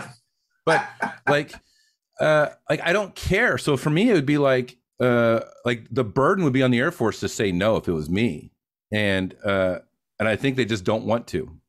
And it could be that senior leadership is just as resource starved as the lower level people, and they're trying to fucking scramble and figure out how to make the fleet fucking last another 50 years when it shouldn't have even been to the point it is now. They need to fucking make up for a massive fighter pilot or pilot shortfall that they're like trying to play shell games and hide from everybody that's trying to do oversight. Suicide epidemic among security forces and maintainers that they have to, wonder how many hours they spend fighting my FOIA requests for them not to give me the data that should be fucking given to me. Like, they got to allocate time to that, so they can't do beards. So it might be that they're also just trying to fucking keep shit together. What if they just created an easier form for this? That you put all the different things that are potentially in there, and then all others miscellaneous. So if it's hair related or facial hair related or nail length or color, whatever the case is, but maybe it's because we've made the process so difficult and because there are a lot of people that want change, they don't care. They're gonna go through the process and it's gonna create something. But why has it got to be so difficult to get there? Why can't there be a form like the lightning idea where people put forth things and they put these, we'd like to do this and here's why, and this is what it'll do for the Air Force, so on and so forth. But why can't we have a simple site like that that covers down in all the major areas, but guide the people on what information they need in order for a decision to be made against it. Don't just put we want it, because, I get the religion piece, provide the justification, got it, Nordic, Sikh, Christian, whatever. But let's provide the guidance so that they have the understanding of what is required in order to put that requirement forward. So when it comes forward, almost like a 20 after 22, for maintenance, that it's comprehensive enough that it's not a constant back and forth and having to get somebody else involved. There has to be information out there, whether it's from other services or let's outsource, a company to do this stuff. I know there's companies out there that do it all the time. We have what was the big one for the Air Force? Rand Corporation. They're the ones that every time they get done with a survey, we get 5% less people force wide. You want to know why, though? I've already figured that problem out. Nobody wants to deal with it, but I saw it even on the guard side. The reporting that occurs for people does not happen the same way it did 25 years ago. We have bases that have shops that they report that each individual only works 2.5 hours a day. Oh yeah. You talked about that on. Yeah. I think it was episode 3 of production where you talked about like all those manpower numbers come together and people don't report appropriately. Yeah. They're still doing the same thing. If I have 5 people working on a job, even for 35, the way they document it, I'm not going to capture 6 people. So I can send a manpower team out there, but until they spend an entire 365 days and they have somebody married up to each individual to see what work was being done and what people were out doing, some type of professional, base beautification or honor guard or something, and it's being reported. How do you know what you actually need and what you have? I would also argue, I think self-improvement and volunteerism should be captured in manpower as well. Absolutely. Like if volunteerism went on your EPR or you did volunteerism working at the NASCAR race or football game, you're going to school, I think you should be able to I think that should all be captured, because right now I think the Air Force is stealing time from people by making them do all this stuff off duty. But to circle back around, we can wrap up, I would say I think the Air Force is saying no because they're afraid of what's going to happen if they say yes. I agree. It's definitely possible. And a high probability at that. And I think it's ironic because they recently came out with a letter saying the new motto for this leadership team is accelerate, change, or lose, which suggests that I think they're I'm not directly quoting, but the narrative was our airmen at the lowest levels have great ideas and we need to raise those ideas up so we can get these things fixed in a timely manner and we can adapt and we can do all these things.